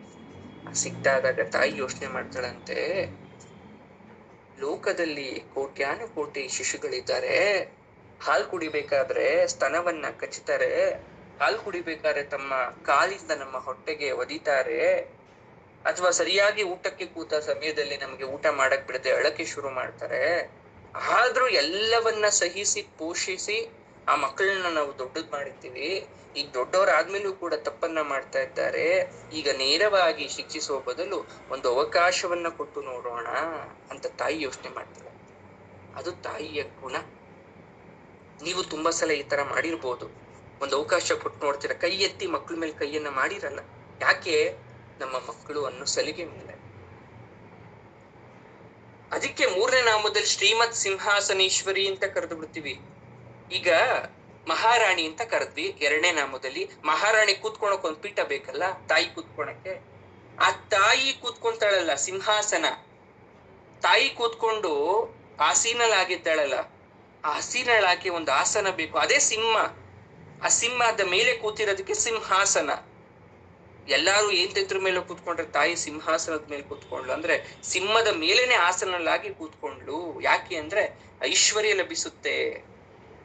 ಕುರ್ಚಿ ಇದೆ, ಅದು ಒರಟಾಗಿದೆಯಂತೆ. ತಾಯಿ ಫಸ್ಟ್ ನೋಡ್ತಾಳಂತೆ. ಮರದ ಕುರ್ಚಿ ಬೇಡ ಅಂತಾಳಂತೆ, ಮುತ್ತಿನ ಕುರ್ಚಿ ಬೇಡ ಸೌದು ಹೋಗುತ್ತೆ ಅಂತಾಳ. ಒತ್ತುತ್ತೆ ಅಂತಾಳಂತೆ. ಉಯ್ಯಾಲೆ ತಗೊಂಡ್ಬರ್ತೀವಿ ಅಂತಾರಂತೆ, ಬೇಡ ನನಗೆ, ಅದು ತೂಗಬೇಕಾದ್ರೆ ನನಗೆ ನಿದ್ದೆ ಮಾಡ್ಲಿಕ್ಕೆ ಕಷ್ಟ ಆಗುತ್ತೆ ಅಂತಾಳಂತೆ. ಕಡೆಗೆ ಜೀವ ಇರುವ ಆಸನ ಬೇಕು ಅಂತ ಕೇಳ್ತಾಳಂತೆ ತಾಯಿ. ಜೀವ ಇರುವ ಆಸನ ಯಾವ್ದಿದೆ ಅಂತ ಹುಡುಕ್ತಾಗ ಅದಕ್ಕೆ ಸೂಕ್ತವಾದಂಥದ್ದು ಹಾಗೂ ಬಲಿಷ್ಠವಾದಂಥದ್ದು, ಪ್ರಾಣಿಗಳಲ್ಲೇ ಬಲಿಷ್ಠವಾಗಿರ್ತಕ್ಕಂಥದ್ದು, ತಾಯಿನ ಸಂತುಷ್ಟ ಪಡ್ತಕ್ಕಂಥದ್ದು, ತಾಯಿಯ ಆಜ್ಞೆನ ಪಾಲಿಸ್ತಕ್ಕಂಥದ್ದು, ತಾಯಿಯಷ್ಟೇ ಕೋಪವನ್ನ ಹೊಂದಿರ್ತಕ್ಕಂಥ ಒಂದು ಪ್ರಾಣಿ ಅವಾಗ ಸಿಗುತ್ತಂತೆ. ಅದೇ ಸಿಂಹ. ಸಿಂಹವನ್ನ ತೋರ್ಸ್ಬಿಟ್ಟು ಇದ್ರ ಮೇಲೆ ಕೂತ್ಕೊಳ್ಳಮ್ಮ ಅಂದಾಗ ತಾಯಿ ಆಸನಲಾಗ್ತಾಳೆ. ಹಾಗಾಗಿ ಸಿಂಹಾಸನ ರೂಢೆ ಅಂತ ಕರಿತೀವಿ ಆಕೆಯನ್ನ. ಶ್ರೀಮತ್ ಸಿಂಹಾಸನೇಶ್ವರಿ ಅಂತ ಕರಿತೀವಿ ಆಕೆಯನ್ನ. ಪ್ರತ್ಯೇಕವಾಗಿ ಹೇಳ್ಬೇಕು ಅಂತಿಲ್ಲ, ಈ ವಿಚಾರ ನಿಮ್ಮೆಲ್ರಿಗೂ ಗೊತ್ತು. ಸರಿ ಸರ್, ಈಗ ನೀವು ಸಿಂಹಾಸನ ಅಂತೇನೋ ಕರೆದ್ಬಿಟ್ರಿ. ನಾನು ಎಲ್ಲೋ ಕೇಳಿದೀನಿ, ಪಂಚ ಪ್ರೇತಾಸನಾಸೀನ ಅಂತ ಯಾಕೆ ಕರೀತಾರೆ? ಪಂಚ ಬ್ರಹ್ಮ ಸ್ವರೂಪಿಣಿ ಅಂತ ಯಾಕೆ ಕರೀತಾರೆ? ಹಾಗಾದ್ರೆ ಇಲ್ಲಿ ಆಸೀನ ಬಂದ್ಬಿಡ್ತು. ಪಂಚ ಪ್ರೇತಾಸ ಆಸೀನ ಅಂದ್ರೆ ಮಹಾಮಾತೆ ಆ ಬ್ರಹ್ಮ, ವಿಷ್ಣು, ಇಂದ್ರ, ರುದ್ರ ಅಂತಕ್ಕಂಥ 4 ಕಾಲುಗಳನ್ನ ಅವುಗಳ ಮೇಲೆ ಜೋಡಿಸಿ ನೋಡಿ. ಅರ್ಥ ಮಾಡ್ಕೊಳ್ಳಿ ದೇವಿ ಹೇಗ್ ಕೂತಿದ್ದಾಳೆ ಅಂತ ಈಗ ನಿಮ್ ಕಣ್ಮುಂದೆ ಬರ್ಬೇಕು. ಮೊದ್ಲು ಸಿಂಹದ ಮೇಲೆ ಕೂತಿದ್ರು ಕೂಡ ಅವಳು ಹೇಗ್ ಕೂತ್ಕೊಂತಾಳೆ ಅಂದ್ರೆ ತಾಯಿ 4 ಕಾಲು, ಒಂದು ಸಿಂಹಾಸನಕ್ಕೆ 4 ಕಾಲು. ಆ 4 ಕಾಲು ಮಂಚದ ಕಾಲು ಜೋಡ್ಸೋ ತರ 4 ಕಾಲು ಸಿಂಹಾಸನಕ್ಕೆ ಇಟ್ಟುಬಿಟ್ಟು ಮಧ್ಯೆ ಒಂದು ಹಲಗೆ ಬೇಕಲ್ಲ, ಹಲಗೆಯಾಗಿ ಯಾರನ್ನ ಮಾಡ್ಕೊಂತಾಳೆ ಅಂದ್ರೆ ಸದಾಶಿವನನ್ನ ಮಾಡ್ಕೊಂತಾಳೆ. ಆ ಸದಾಶಿವನ ಮೇಲೆ ಸಿಂಹವನ್ನ ಕುಳ್ಳಿರಿಸಿ ಅದರ ಮೇಲೆ ದೇವಿ ಕೂತ್ಕೊಂತಾಳೆ. ಹೀಗಾಗಿ ಅವಳನ್ನ ಪಂಚ ಪ್ರೇತಾಸನಾಸೀನ ಅಂತ ಕರಿತೀವಿ. ಹೇಗೆ? 4 ಬ್ರಹ್ಮ, ವಿಷ್ಣು, ಇಂದ್ರ, ರುದ್ರ, 4 ಜನ 4 ಕಾಲು. 5ನೇ ಕಾಲು ಅಥವಾ 5ನೇ ಹಲ್ಗೆ ಆಗ್ಬಿಟ್ಟು ನಮ್ಮ ಸದಾಶಿವ. 5 ಆಯ್ತಾ? ಪಂಚ ಆಯ್ತಾ? ಆ ಪಂಚಗಳನ್ನ ಆಸೀನನಾಗಿ ಕೂತ್ಕೊಂಡಿರೋದಕ್ಕೆ ಆಕೆಯನ್ನ ಪಂಚ ಪ್ರೇತಾಸನಾಸೀನ ಅಂತ ಕರಿತೀವಿ. ಆ ತಾಯಿಗೆ ಶಕ್ತಿಯನ್ನು ತುಂಬಲಿಕ್ಕೆ ಪಂಚ ಬ್ರಹ್ಮರು ಬರ್ತಾರಾಗ. ಸೃಷ್ಟಿ ಸ್ಥಿತಿ ಲಯಗಳಿಗೆ ಕಾರಣರಾದಂತಹ ಬ್ರಹ್ಮ, ವಿಷ್ಣು, ಮಹೇಶ್ವರ, ಇಂದ್ರಾದಿ ದೇವತೆಗಳು ಅಲ್ಲಿಗೆ ಬರ್ತಾರೆ. ಅಷ್ಟ ದಿಕ್ಪಾಲಕರಿಗೂ ದಿಕ್ಕುಗಳಿಗೂ ಆಕೆ ಶ್ರೀಮಾತೆ. ಹಾಗಾಗಿ ಎಲ್ಲ ಪ್ರೇತಗಳು ನೋಡಿ, ಪ್ರೇತ ಗಣಗಳು, ಶಿವಲೋಕದಲ್ಲಿ ಇರ್ತಕ್ಕಂಥ ಎಲ್ಲ ಪ್ರೇತ ಗಣಗಳು ಆ ಸಮಯದಲ್ಲಿ ಆ ಸರ್ವ ಸೃಷ್ಟಿ ಬೀಜಗಳನ್ನ ತನ್ನಲ್ಲಿ ಸೇರಿಸ್ಕೊಂತಾಳಂತೆ. ಅಂದ್ರೆ ಭೂತಗಳನ್ನು ಕೂಡ ಆಕೆ ಸೇವಿಸ್ತಾಳೆ. ಆ ಶ್ರೀಮತ್ ಸಿಂಹಾಸನೇಶ್ವರಿಯಾಗಿ ಕೈವಲ್ಯ ಪದವಿಯನ್ನು ನಿರ್ದಿಷ್ಟಿ ಸ್ಥಿರವಾಗಿರ್ತಕ್ಕಂಥ ತಾಯಿ ಸಂಹಾರ ಕಾರ್ಯವನ್ನ ಮಾಡ್ತಾಳೆ. ನಾನು ಹೇಳಿದ್ದೆ ತರಗತಿಯಲ್ಲಿ, ಸಿಂಹಾಸನದ ಹೆಸರು ಕೈವಲ್ಯ ಅಂತ. ನಾವು ಮಾತಾಡ್ತಾ ಇರ್ತೀವಿ, ಕೈವಲ್ಯ ಪದವಿ ಸಿಗ್ಲಿ ನನಗೆ ಅಂದ್ರೆ ಸೀದಾ ಕೈಲಾಸಕ್ಕೆ ಹೋಗ್ಬಿಡ್ಲಿ ಅಂತ. ಆ ಸಿಂಹಾಸನದ ಹೆಸರು ಕೈವಲ್ಯ ಅಂತ ಅರ್ಥ ಆಯ್ತಾ? ಹಾಗಾಗಿ ಆಕೆ ಶ್ರೀ ಚಕ್ರ ಸಿಂಹಾಸನ ಅಂತ ಕರಿತೀವಿ. ಅಂದ್ರೆ ಅವಳು ಚಕ್ರದಲ್ಲಿ ಬಂದ ಆಗಿರೋದ್ರಿಂದ ಶ್ರೀಚಕ್ರ ಸಿಂಹಾಸನ ಅಂತ ಕೂಡ ಆಕೆಯನ್ನ ಕರಿತೀವಿ. ಶ್ರೀ ಮಹಾರಾಜ್ನಿ, ಶ್ರೀಮಾತ, ಶ್ರೀಮತ್ ಸಿಂಹಾಸನೇಶ್ವರಿ ಅಂತಕ್ಕಂಥ 3 ನಾಮದಿಂದ ನಾವೇನ್ ತಿಳ್ಕೋಬೇಕು ಅಂದ್ರೆ ಜಗನ್ಮಾತೆ ಸೃಷ್ಟಿ, ಸ್ಥಿತಿ, ಲಯ ಸ್ವರೂಪವಾಗಿ ಮುಂದುವರಿತಾ ಇದ್ದಾಳೆ. ಇದಕ್ಕೆ ವಶಿನ್ಯಾದಿ ವಾಗ್ದೇವತೆಗಳು ಈ 3 ನಾಮಗಳನ್ನ ನಿರಂತರವಾಗಿ ಜಪಿಸ್ಲಿಕ್ಕೆ ಸುಲಭವಾಗಿದೆ ಅಂತ ಇದನ್ನ ಸೃಷ್ಟಿ ಮಾಡಿದ್ದಾರೆ. ಆ ಮಹಾಮಾತೆ ಉದ್ಭವಿಸಿದ ಸ್ಥಾನವನ್ನ ಚಿದಗ್ನಿಕುಂಡ ಸಂಭೂತ ಅಂತ ಕರಿತೀವಿ. ಆ ಚಿದಗ್ನಿ ಅನ್ನೋದು ಹೇಗೆ ಅಂದ್ರೆ ಕೋಟಿ ಸೂರ್ಯರ ಪ್ರಕಾಶ. 1 ಕೋಟಿ ಸೂರ್ಯ ಅವ್ರನ್ನೆಲ್ಲ ಒಂದು ಕಡೆ ತಂದಿಳಿಸ್ಬಿಡಿ, ಅದೆಷ್ಟು ಪ್ರಕಾಶಮಾನವಾಗಿರುತ್ತಲ್ವಾ, ಅಷ್ಟು ಪ್ರಕಾಶಮಾನವಾದಂಥದ್ನ ನಾವು ಚಿದಗ್ನಿ ಅಂತ ಕರಿತೀವಿ. ಆ ಚಿದಗ್ನಿ ಸ್ವರೂಪಳಾದಂತಹ ಲಲಿತೆಯನ್ನ ಯಾರು ನೋಡ್ತಿರೋ ಅವರ ಜ್ಞಾನಾಗ್ನಿ ಕೂಡ ಬೆಳಗುತ್ತೆ. ಅಂದ್ರೆ ನಿಮ್ಮ ಬುದ್ಧಿ ಬೆಳಿಲಿಕ್ಕೆ ಶುರುವಾಗತ್ತೆ. ದೇವಿಗೆ ಅವಳು ಯಾವುದೇ ಹೆಸರು ಕರೆದ್ರು ಇಷ್ಟ ಅಂತೆ. ಆದ್ರೆ ಒಂದೊಂದು ಹೆಸರನ್ನ ಕರೆದಾಗ ಒಂದೊಂದು ಪ್ರಸಾದವನ್ನ ನಮ್ಗೆ ದಯಪಾಲಿಸ್ತಾಳೆ. ಈಗ ನಾನು ಚಿದಗ್ನಿ ಕುಂಡ ಸಂಭೂತ ಅಂತ ಕರೆದಿದ್ರೆ ಆದ್ರೆ, ಧ್ಯಾನ ಮಾಡಿದ್ದೆ ಆದ್ರೆ, ಆ ರೂಪವನ್ನ ಕಣ್ಣು ಮುಂದೆ ತಂದ್ಕೊಂಡಿದ್ದೆ ಆದ್ರೆ ಆಕೆ ನಮ್ಮಲ್ಲಿ ಬೆಳಕನ್ನ ನೀಡ್ತಾಳೆ. ಒಂದು ಸ್ಪಾರ್ಕ್, ಒಂದು ಅಗ್ನಿ, ಒಂದು ಫೈರ್ ನ ಕ್ರಿಯೇಟ್ ಮಾಡ್ತಾಳೆ ನಮ್ಮಲ್ಲಿ. ಆ ತಾಯಿ ಅನ್ನೋ ವಿಚಾರವನ್ನ ಇಲ್ಲಿ ಹೇಳ್ತಾ ಇದ್ದಾರೆ. ಮುಂದುವರಿದ ಭಾಗವಾಗಿ ನಾವು ಆಕೆನ ದೇವಕಾರ್ಯ ಸಮುದ್ಯತ ಅಂತ ಬೇರೆ ಕರೆದು ಬಿಡ್ತೀವಿ ಅಲ್ವಾ.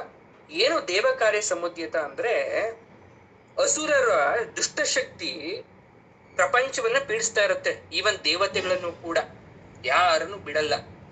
ತಪಸ್ಸಿಗೆ ಕೂತ್ಕೊಂಡು ದೇವತೆಗಳಿಂದನೇ ವರ ಪಡ್ಕೊಂಡು ದೇವತೆಗಳನ್ನೇ ಪೀಡಿಸ್ತಕ್ಕಂಥ ಕೆಲಸ ಆಗ್ಬೇಕಾದ್ರೆ ಅಸುರ ಶಕ್ತಿಯ ಮುಂದೆ ದೇವತೆಗಳ ದೈವಿ ಬಲ ಎದುರುಗಡೆ ನಿಂತ್ಕೊಳಕ್ ಆಗಲ್ಲ. ಯಾಕಂದ್ರೆ ಬಿಕಾಸ್ ಆಫ್ ವರಪ್ರಭಾವ, ನಂಗೆ ಇಂಥವ್ರಿಂದಾನೇ ಸಾವು ಬರ್ಲಿ ಅಂತ ಪರ್ಟಿಕ್ಯುಲರ್ ಆಗಿ ಕೇಳ್ಬಿಟ್ಟಿರ್ತಾರೆ. ಸರ್ವ ದೇವತೆಗಳನ್ನು ಕೂಡ ಪ್ರಾರ್ಥಿಸ್ಬೇಕಾಗತ್ತೆ. ಆದ್ರೆ ಈಗ ವಿಷ್ಣು ಹೋಗ್ಬಿಟ್ಟು ಯಾರನ್ನು ಕಂಸನು ಮತ್ತೆ ಚಾಣೂರನ್ನ ಸಾಯಿಸ್ಬೇಕು ಅಲ್ವಾ, ರಾಮ ರಾವಣನನ್ನ ಸಾಯಿಸ್ಬೇಕು, ಇನ್ನೊಬ್ರು ಯಾರನ್ನೋ ಸಾಯಿಸ್ಬೇಕು, ಅವರೆಲ್ಲ ದುಷ್ಟರು. ಇದು ಸಫಲ ಆಗ್ಬೇಕಲ್ಲ, 100% ಸಕ್ಸಸ್ ಆಗ್ಬೇಕಲ್ಲ. ಸಕ್ಸಸ್ ಆಗ್ಬೇಕು ಅಂದ್ರೆ ಇವಳ ಆಜ್ಞೆ ಇರ್ಬೇಕಂತೆ. ಇವಳ ಆಜ್ಞೆ ಮೇರೆಗೆ, ಇವಳ ಆಶೀರ್ವಾದದ ಮೇರೆಗೆ ಆಕೆ ಅವರನ್ನ ಮುಂದುವರಿಕೆ ಬಿಡ್ತಾಳಂತೆ, ರಾಕ್ಷಸರ ಸಂಹಾರ ಮಾಡ್ಲಿಕ್ಕೆ ಬಿಡ್ತಾರಂತೆ. ಇದರಿಂದ ಏನ್ ಅರ್ಥ ಮಾಡ್ಕೋಬೇಕು ಗೊತ್ತಾ, ನಮ್ಮಲ್ಲೂ ಅಸುರ ಪ್ರವೃತ್ತಿ ಇದೆ, ಅಧಿಕವಾಗಿದೆ. ಅಷ್ಟೋ ಇಷ್ಟೋ ಇಲ್ಲ, ಅಧಿಕವಾಗಿದೆ. ಕೆಟ್ಟ ಗುಣನೇ ಜಾಸ್ತಿ ನಮ್ಮಲ್ಲಿ ಒಳ್ಳೆ ಗುಣಕ್ಕಿಂತ. ನಾವು ಶ್ರೀಮಾತೆಗೆ ಮೊರೆ ಹೋಗ್ಬೇಕು. ಹೃದಯದಲ್ಲಿ ಚಿದಗ್ನಿನ ಉದ್ಭವಿಸಮ್ಮ ತಾಯಿ, ಅಸುರಿ ಭಾವಗಳನ್ನ ನನ್ನಲ್ಲಿ ದೂರ ಮಾಡು, ರಾಕ್ಷಸ ಪ್ರವೃತ್ತಿಯನ್ನ ದೂರ ಮಾಡು, ನನ್ ಕೋಪ ಫಸ್ಟ್ ನನಗೆ ನಾಶ ಮಾಡು, ಚಿತ್ತ ಶಾಂತಿನ ನನಗೆ ಕೊಡು ಅಂತ ಯಾರಾದ್ರೂ ತಾಯಿಯ ಪಾದಗಳಿಗೆ ಶರಣು ಹೋದ್ರೆ ತಾಯಿ ನಿಮ್ಗೆ ಸಾಕ್ಷಾತ್ಕರಿಸ್ತಾಳಂತೆ. ನಿಮ್ಮನ್ನ ಸಾಕ್ಷಾತ್ಕರಿಸ್ತಾಳೆ. ಅಂದ್ರೆ ದೇವತೆಗಳು ತಮ್ಮ ತಮ್ಮ ಕೆಲಸಗಳನ್ನ ಸರಿಯಾಗಿ ಮಾಡ್ತಾರೋ ಇಲ್ವೋ ಅಂತ ಮೇಲುಸ್ತುವಾರಿಯನ್ನು ನೋಡ್ಕೊಂಡಕ್ಕಂತ ಶಕ್ತಿ ಉಳಿದು. ಆದಿಶಕ್ತಿ ಅಂತ ಯಾಕೆ ಕರೀತೀವಿ ಗೊತ್ತಾ ಇವಳನ್ನ? ನೀವೆಲ್ಲ ಕೇಳಿರ್ಬೋದು ಆದಿಶಕ್ತಿ ಅಂತ. ಆದಿಶಕ್ತಿ ಅಂದ್ರೆ ಎಲ್ಲಾ ಶಕ್ತಿಗಳಿಗೆ ಮೊದಲನೇ ಶಕ್ತಿ ಆದಿಶಕ್ತಿ ಆಗಿರ್ತಾಳೆ. ಇಂದ್ರ, ವರುಣ ಮುಂತಾದ ದಿಕ್ಪಾಲಕರು ಎಲ್ರೂ ಸರಿಯಾಗಿ ಕೆಲಸ ಮಾಡ್ತಾ ಇದ್ದಾರ ಅಂತ ಚೆಕ್ ಮಾಡ್ತಾಳೆ. ಬ್ರಹ್ಮ ವಿಷ್ಣು ಈಶ್ವರನು ಕೂಡ ಈಕೆ ಭೇದಿಸ್ತಾಳಂತೆ, ಇವ್ರು ಸರಿಯಾಗಿ ಕೆಲಸ ಮಾಡ್ತಾ ಇದ್ದಾರೋ ಇಲ್ವೋ ಅಂತ. ಜಗತ್ತಿನ ಯೋಗಕ್ಷೇಮ ನೋಡ್ಕೊಳಕೋಸ್ಕರ ಸರಸ್ವತಿ, ಲಕ್ಷ್ಮಿ, ಪಾರ್ವತಿಯಾಗಿ ಇವಳು ಕೆಲಸ ಮಾಡ್ತಾಳಂತೆ. ಈ ಇಂದ್ರಾದಿ ದೇವತೆಗಳು ಇವರನ್ನ ದೇವಸು ಅಂತ ಕರೀತಾರೆ. ಏನು? ದೇವಸು ಅಂತ ಕರೀತಾರೆ. ವೇದ ಕೂಡ ಇದ್ರೆ ಹೇಳುತ್ತೆ, ರುದ್ರ ಪಶೂನ ಮಿತ್ರ ಸತ್ಯಾನಾಂ ಬೃಹಸ್ಪತಿರ್ವಾಚಾಂ ವರುಣೋ ಧರ್ಮ ಪತೀನಾಂ ಅಂತ ಯಜುರ್ವೇದದಲ್ಲಿ ಹೇಳ್ತಾರೆ. 8 ಮಂದಿ ಈ ದೇವತೆಗಳು, 8 ಮಂದಿ ಯಾರ್ಯಾರು ಅಂತ ಹೇಳ್ತೀನಿ ಕೇಳಿಸ್ಕೊಳ್ಳಿ. ಅಗ್ನಿಗೆ ಏನ್ ಕೆಲ್ಸ ಗೊತ್ತಾ? ಗೃಹಾಧಿಕಾರ, ಮನೆ ಕಾಯೋ ಕೆಲ್ಸ. ಸೋಮ ಅಂದ್ರೆ ಚಂದ್ರ, ಇವನಿಗೆ ಏನ್ ಕೆಲ್ಸ ಗೊತ್ತಾ? ವನಸ್ಪತಿಗಳ ಅಧಿಕಾರ, ಅಂದ್ರೆ ಗಿಡ ಮರ ಬಳ್ಳಿ ಇದೆಲ್ಲ ನೋಡ್ಕೋಬೇಕು. ಸವಿತ್ರು ಅಂದ್ರೆ ಸೂರ್ಯ ದೇವನ ಕೆಲಸ ಏನ್ ಗೊತ್ತಾ? ಯಜ್ಞ ಯಾಗಾದಿಗಳನ್ನ ನೋಡ್ಕೋಬೇಕು, ಎಲ್ಲೆಲ್ಲಿ ಯಜ್ಞ ಯಾಗಾದಿಗಳಾಗ್ತಾ ಇದೆ ನೋಡ್ಕೋಬೇಕು. ರುದ್ರದೇವನಿಗೆ ಏನ್ ಕೆಲಸ ಅಂದ್ರೆ ಪಶುಗಳ ಮೇಲುಸ್ತುವಾರಿ, ಜಗತ್ತಿನಲ್ಲಿರುವ ಪ್ರಾಣಿ ಪಕ್ಷಿಗಳನ್ನ ನೋಡ್ಕೊಂತಕ್ಕಂತ ಕೆಲಸ. ಬೃಹಸ್ಪತಿ ಇವರಿಗೆ ಪಾಂಡಿತ್ಯದ ಅಧಿಕಾರ, ಜಗತ್ತಿನಲ್ಲಿ ಇರ್ತಕ್ಕಂಥ ಶಿಕ್ಷಣ, ಓದು ಬರಹ, ವೇದ ಪಾಠಗಳನ್ನ ನೋಡ್ಕೊಂತಕ್ಕಂಥ ಶಕ್ತಿ ಇವನದು. ಇಂದ್ರ ಜ್ಞಾನಿ, ಹಿರಿಯರು ಮತ್ತು ಸಂರಕ್ಷಣೆ ಮಾಡ್ತಕ್ಕಂಥ ಕೆಲಸ. ಮಿತ್ರನಿಗೆ ಸತ್ಯ ವಚನಗಳ ಸಂರಕ್ಷಣೆ ಅಂದ್ರೆ ಜಗತ್ತಲ್ಲಿ ಎಷ್ಟು ಜನ ಸತ್ಯವಂತರಿದ್ದಾರೆ, ಎಷ್ಟು ಜನ ಸುಳ್ಳನ್ನು ಹೇಳ್ತಾ ಇದ್ದಾರೆ ಅಂತ ನೋಡ್ಕೊಳೋ ಕೆಲಸ ಇವನ್ ಹೇಳ್ತಾನೆ. ಆದಷ್ಟು ಸತ್ಯವನ್ನ ಹೇಳೋ ತರ ಪ್ರೇರೇಪಿಸ್ತಾನೆ ನಮ್ಗೆ. ಮನಸ್ಸಲ್ಲಿ ನಾವು ತಪ್ಪು ಮಾಡೋಕ್ಕಿಂತ ಮುಂಚೆ ಒಂದು ಸ್ಪಾರ್ಕ್ ಬರುತ್ತೆ, ಬೇಡ ನೀನ್ ಮಾಡ್ತಾ ಇರೋ ತಪ್ಪು ಇದನ್ ಮಾಡ್ಬೇಡ ಅಂತ. ಯಾರು ಕೊಡೋದು? ಮಿತ್ರ. ಮಿತ್ರ ಅಂತಕ್ಕಂಥವನು ಒಬ್ಬ ದೇವತೆ, ಅವನು ಬಂದು ನಮ್ಮನ್ನ ಎಚ್ಚರ ಕೊಡ್ತಾನಂತೆ, ಬೇಡಿ ಈ ತಪ್ಪನ್ ಮಾಡ್ಬೇಡಿ ಅಂತ. ಆದ್ರೆ ಮಿತ್ರನ ಮಾತನ್ನೂ ಮೀರಿ ಕೂಡ ನಾವೇನ್ ಮಾಡ್ತೀವಿ? ತಪ್ಪು ಕೆಲಸವನ್ನ ಮಾಡ್ಬಿಡ್ತೀವಿ. ವರುಣನಿಗೆ ಧರ್ಮ ಕರ್ಮಗಳ ಅಧಿಕಾರ. ಈ ರೀತಿ ಯಾವ್ಯಾವ ದೇವತೆಗಳಿಗೆ ಅಧಿಕಾರ ವ್ಯಾಪ್ತಿಯಲ್ಲಿ ಬರುತ್ತೋ ಅವರೆಲ್ಲ ಸರಿಯಾಗಿ ಕೆಲಸ ಮಾಡ್ತಾ ಇದ್ದಾರೋ ಇಲ್ವೋ ಅಂತ ಭಗವತಿ ಲಲಿತಾದೇವಿ ಹತ್ರ ಅವರೆಲ್ಲ ಬಂದು ರಿಪೋರ್ಟ್ ಅನ್ನ ಕೊಡ್ಬೇಕು. ಅಂದ್ರೆ ಅವ್ರು ಬಂದು ಒಪ್ಪಿಸ್ಬೇಕು ಕಾರ್ಯಗಳ ವರದಿ ಸರಿಯಾಗಿ ಮಾಡ್ತಾ ಇದ್ದಾರೋ ಇಲ್ವೋ ಅಂತ. ಈ ಕಾರಣದಿಂದ ಅವಳನ್ನ ದೇವ ಕಾರ್ಯ ಸಮುದ್ಯತ ಅಂತ ಕರಿತೀವಿ. ಅಂದ್ರೆ ದೇವತೆಗಳಿಗೆ ಕಾರ್ಯವನ್ನ ನೋಡ್ಕೊಂತ ಇರ್ತಕ್ಕಂಥವಳು ಒಂದು ಬಿರುದು ಬಂದಿದೆ, ಆಕೆಗೆ ಈ ಬಿರುದು ಬಂದಿದೆ.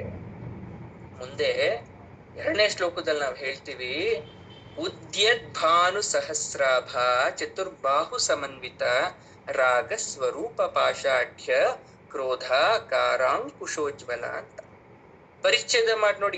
ಎಷ್ಟು ನಾಮ ಆಯ್ತಿದೆ?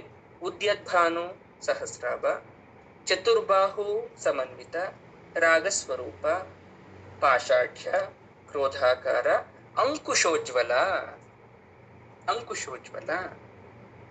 ಭಗವತಿ ಲಲಿತಾದೇವಿ ಉದಯಿಸುತ್ತಿರುವ 1000 ಸೂರ್ಯರ ಪ್ರಭೆಯಿಂದ ಕಂಗೊಳಿಸ್ತಾ ಇದ್ದಾರೆ ಅಂತ ಹೇಳ್ತಾರೆ ಅಲ್ವಾ?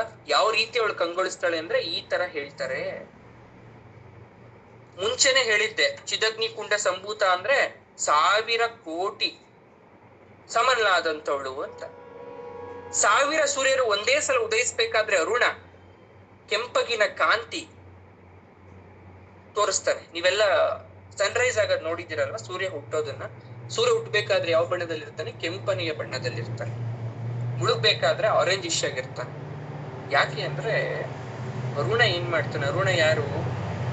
ಕಿರಣ, ಸೂರ್ಯ, ಅವನ ಅಶ್ವಗಳು, ಇದೆಲ್ಲ ನಾವು ತಿಳ್ಕೊಂಡಿರ್ಬೇಕು. ಸೂರ್ಯದೇವನ ಅಶ್ವನನ್ನ ನಾವು ಅರುಣ ಅಂತ ಕರಿತೀವಿ. ಆ ಅರುಣ ಚಿಹ್ನೆ ತೋರಿಸ್ತಾ ಇದ್ದಾನೆ.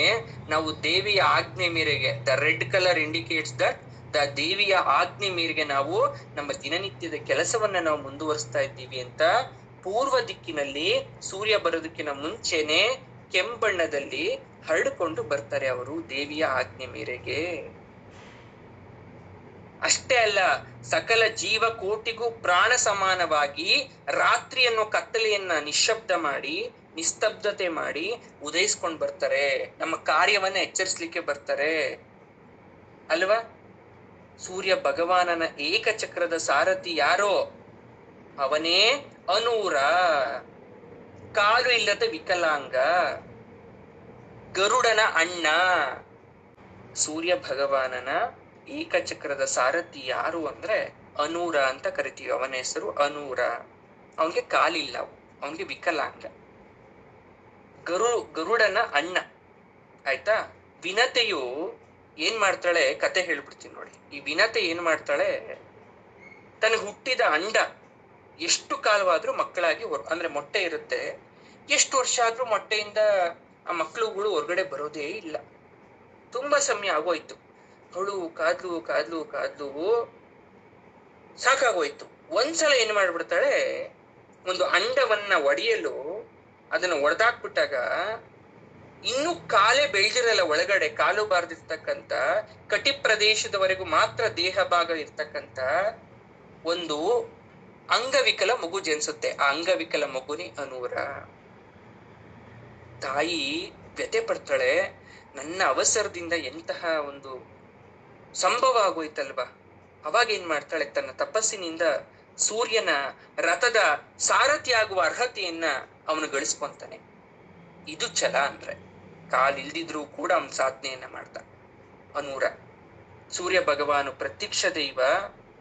ಶಿಕ್ಷಣಕ್ಕೆ ಇನ್ನೊಂದು ಹೆಸರೇ ಸೂರ್ಯನಾರಾಯಣ. ಹಾಗಾಗಿ ರೆಪ್ಪೆ ಹೊಡೆಯುವಷ್ಟು ಕಾಲವನ್ನ ಸಹ ಸ್ವಾಮಿ ವೇಸ್ಟ್ ಆಗಲ್ವಂತೆ. ಸೂರ್ಯನ ಕೆಲಸ ರೆಪ್ಪೆ ಹೊಡೆಯುವಷ್ಟು ಕಾಲನೂ ಕೂಡ ಅವನು ಸಮಯವನ್ನ ವ್ಯರ್ಥ ಮಾಡೋದಿಲ್ಲ.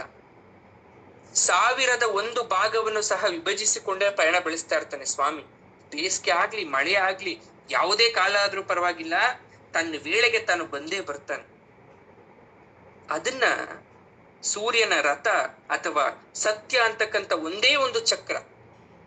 ನೀವು ತುಂಬಾ ಜನ ಹೇಳ್ತಿರ್ಬೋದು, ಜಗತ್ತಿನಲ್ಲಿ ಸೂರ್ಯ ಚಂದ್ರರು ಇರುವ ತನಕ ಯಾಕಂಗಂತಾರ ಗೊತ್ತಾ? ಸೂರ್ಯನನ್ನ ಏಕಚಕ್ರೇಶ್ವರ ಅಂತ ಕರಿತೀವಿ ನಾವು.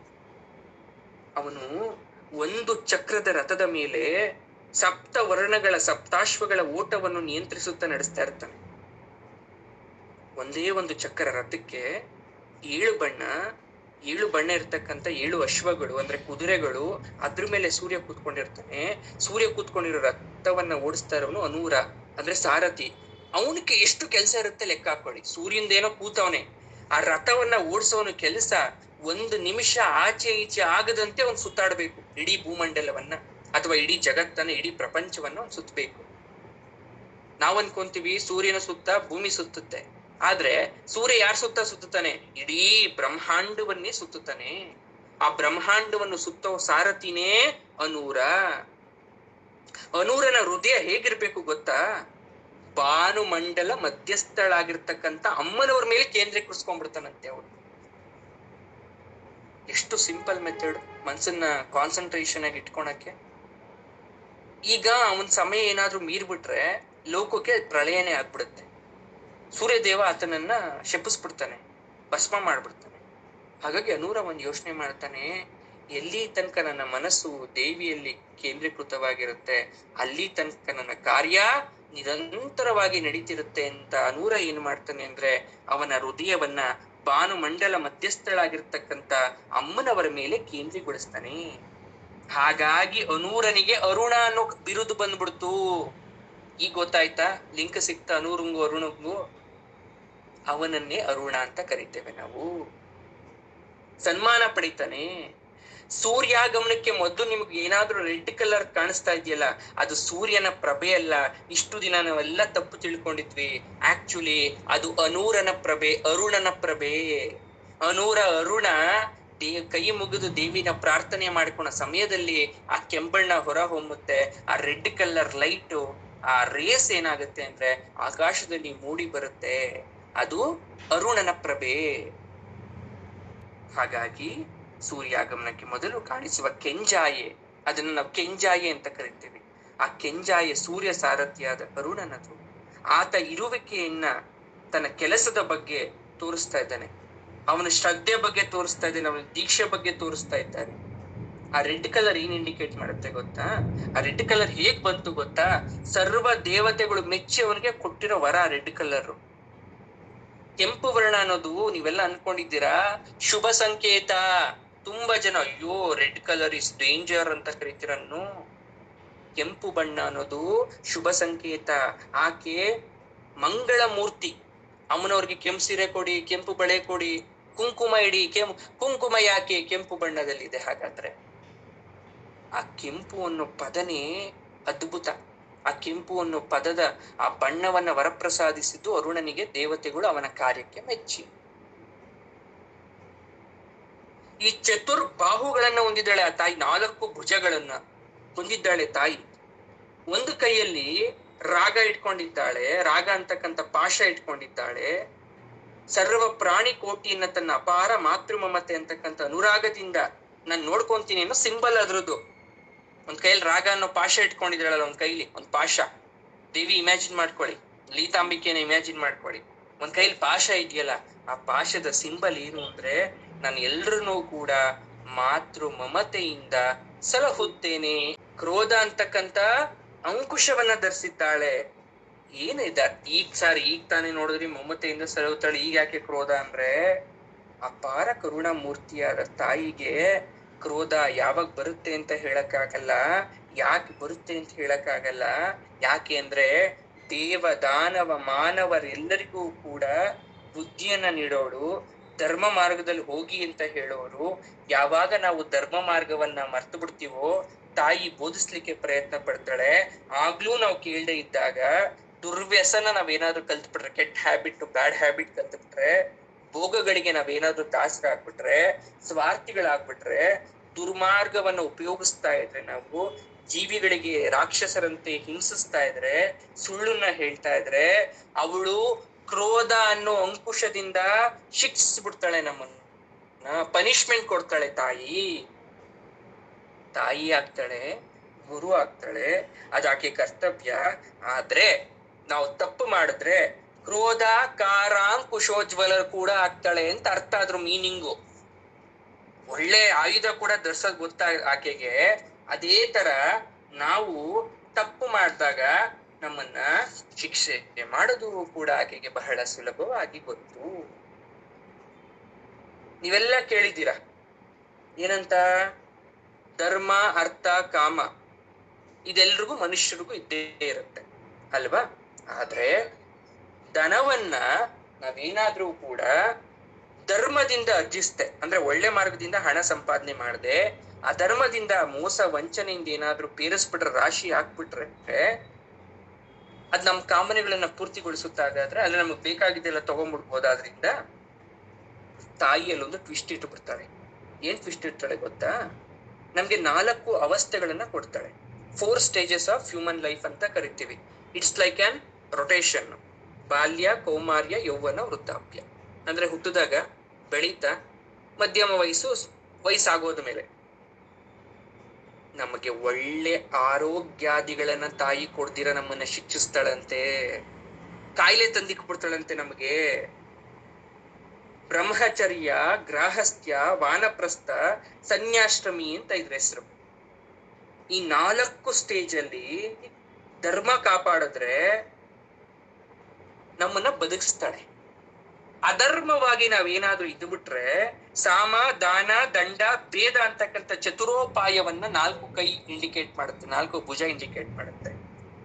ನಾವು ಆರೋಗ್ಯವಂತರಾಗಿ ಬಾಳ್ಬೇಕಾದ್ರೆ ನಾವು ತಿನ್ನೋ ಆಹಾರದಲ್ಲಿ ಬ್ಯಾಲೆನ್ಸ್ ಡಯಟ್ ಇರ್ಬೇಕು, ಸಮತೋಲನ ಆಹಾರ ಇರ್ಬೇಕು ಅಂತ ತಾಯಿ ಹೇಳ್ತಾಳೆ. ನಾವು ಭಕ್ಷ್ಯ, ಪೇಯ, ಚೂಷ್ಯ, ಲೇಹ ಅಂತಕ್ಕಂಥ ಚತುರ್ವಿಧ ಆಹಾರವನ್ನ ಸ್ವೀಕರಿಸ್ತೀವಿ. 4 ಅನ್ನೋದು ಏನೆಲ್ಲ ತಾಯಿ ಕೈ ಏನೆಲ್ಲ ಇಂಡಿಕೇಟ್ ಮಾಡುತ್ತೆ ಅಂತ ಅದ್ಭುತವಾಗಿ ಹೇಳ್ತಾರೆ. ನಾವು ಯಾವ ರೀತಿ ತಿಂತೀವಿ ಗೊತ್ತಾ ಆಹಾರವನ್ನ? ಪೇಯ, ಚೂಷ್ಯ, ಲೇಹ್ಯ, ಭಕ್ಷ್ಯ, ಕುಡಿಯೋದು, ಅಗ್ಯೋದು, ಮತ್ತೆ ಆಸ್ವಾದಿಸೋದು, ನಿಕ್ಕೋದು. ಈ ರೀತಿ 4 ರೀತಿಯ ಆಹಾರವನ್ನ ನಾವು ತಿಂತೀವಿ. ಇದು ಮಿತವಾಗಿ ಸೇವಿಸಿದ್ರೆ ಚತುರ್ಭುಜಗಳು ನಮಗೆ ಉತ್ತಮ ಆರೋಗ್ಯವನ್ನು ಕೂಡ ಕೊಡ್ತಾಳೆ. ಅದೇ ತರ ಧರ್ಮದ ದಾರಿ. ಸರ್ ನಾನು ತುಂಬಾ ಒಳ್ಳೆ ನಾನು ಅಧರ್ಮ ಇಲ್ಲ, ನಾನು ತುಂಬಾ ಬಡವರೇ ಸರ್, ಆದ್ರೂ ನನ್ ಕಾಯಿಲೆ ಸರ್ ಅಂದ್ರೆ ಅದೆಲ್ಲ ಪೂರ್ವಾರ್ಜಿತ ಕರ್ಮಫಲ. ಅಷ್ಟೆಲ್ಲ ಉತ್ತರ ಕೊಡೋದು ಎಲ್ರಿಗೂ. ಎಲ್ರು ತುಂಬಾ ಜನ ಅದೇ ಆನ್ಸರ್ ಕೊಟ್ಬಿಡ್ತಾರೆ ತುಂಬಾ ಸ್ಮಾರ್ಟ್ ಆಗಿ.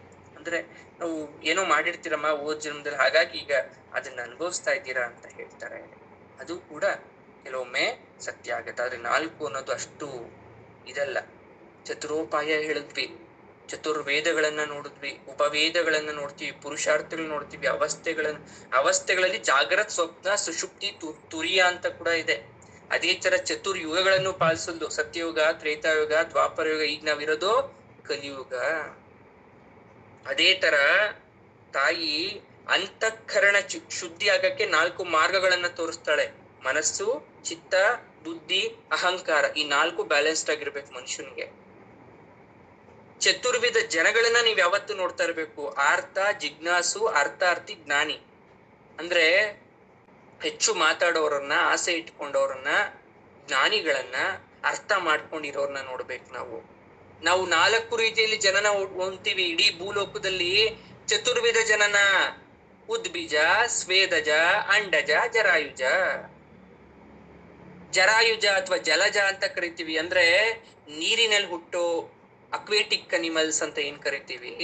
ನೀರಿನಲ್ಲಿ ಹುಟ್ಟೋದು ಒಂದ್ ಟೈಪು. ಅಂಡಜ, ಮೊಟ್ಟೆಯಿಂದ ಬರ್ತಕ್ಕಂಥದ್ದು ಒಂದು. ಇನ್ನೊಂದು ಸಸ್ಯಜ, ಅಂದ್ರೆ ಏನೆಲ್ಲ ಗಿಡಮೂಲಿಕೆಗಳಿದೆ, ಸಸ್ಯ, ಮರ, ಗಿಡ ಇದೆ, ಅದು ಸಸ್ಯಜ ಅಂತ ಕರಿತೀವಿ. ಉದ್ಬೀಜ ಅಂದ್ರೆ ಮ್ಯಾಮಲ್ಸ್, ಡೈರೆಕ್ಟ್ ಆಗಿ ಬರ್ತನ್ನ ಕೊಡೋರು, ನೇರವಾಗಿ ಭೂಮಿಗೆ ಬರ್ತಕ್ಕಂಥವ್ರು. 4 ರೀತಿಯಾದಂತಹ ಜನನವನ್ನ ಕ್ರಿಯೇಟ್ ಮಾಡಿದಂಥವ್ರು. ಚತುರ್ವಿಧ ಪ್ರವೃತ್ತಿ ಇರುತ್ತೆ ನಮ್ಮಲ್ಲಿ: ಆಹಾರ, ನಿದ್ರಾ, ಭಯ, ಮೈಥುನ. 4 ಕೂಡ ಸರಿಯಾದ ರೀತಿಯಲ್ಲಿ ಇರ್ಬೇಕು. 4 ರೀತಿ ಉಸಿರಾಟ ಆಡ್ತೀವಿ ಗೊತ್ತಾ ನಿಮ್ಗೆ? ಪೂರಕ, ಕುಂಭಕ, ರೇಚಕ, ಶೂನ್ಯಕ. ಉಸಿರು ತಗೊಳೋದು, ಉಸಿರು ಬಿಡೋದು, ಮಧ್ಯಮ ಸ್ಥಿತಿಲಿ ಇರ್ತೀವಿ, ಶೂನ್ಯಕ ಅಂದ್ರೆ ಉಸಿರೇ ನಿಲ್ಸ್ಬಿಡೋದು. 4 ಆಶ್ರಮ ಆಗ್ಲೇ ಹೇಳ್ದೆ, ಬ್ರಹ್ಮಚರ್ಯ, ಗೃಹಸ್ಥ್ಯ, ವಾನಪ್ರಸ್ಥಾಶ್ರಮ ಅಥವಾ ಸನ್ಯಾಸ. 4 ವರ್ಣ, ಬ್ರಾಹ್ಮಣ, ಕ್ಷತ್ರಿಯ, ವೈಶ್ಯ, ಶೂದ್ರ. ಕರ್ಮ ಫಲಕ್ಕೆ 4 ಕಾರಣ: ಉತ್ಪತ್ತಿ, ಪ್ರಾಪ್ತಿ, ಸಂಸ್ಕೃತಿ, ವಿಕೃತಿ. ನಮ್ಮಲ್ಲೇ ಉತ್ಪತ್ತಿ ಆಗಿರೋದ್ರಿಂದ ಕರ್ಮ ಮಾಡ್ತಾ ಇದ್ದೀವಿ, ಪೂರ್ವ ಜನ್ಮದ ಪ್ರಾಪ್ತಿ ಆಗಿರೋದ್ರಿಂದ ಕರ್ಮ ಮಾಡ್ತಾ ಇದ್ದೀವಿ, ಸಂಸ್ಕೃತಿ ಇಲ್ಲದೆ ನಾವು ಕರ್ಮ ಮಾಡ್ತಾ ಇದ್ದೀವಿ, ವಿಕೃತ ಮನಸ್ಥಿತಿಯಿಂದ ಕರ್ಮ ಮಾಡ್ತಾ ಇದ್ದೀವಿ ಅಲ್ವಾ? ಇನ್ನು ಹೇಳ್ತಾ ಹೋದ್ರೆ ಸಾವಿರಾರು ಇದೆ, ಲಕ್ಷಾಂತರ ಇದೆ. ಹಾಗಾಗಿ ಅವಳನ್ನ ಚತುರ್ವಿಧಳು, ಚತುರ್ಭುಜಳು ಅಂತ ಕರಿಬೇಕು ಅಂದ್ರೆ ಆ ತಾಯಿ ಒಂದು ರೀಸನ್ ಇದೆ. ಅದನ್ನ ನಾವು ಅರ್ಥ ಮಾಡ್ಕೋಬೇಕಾಗಿದೆ.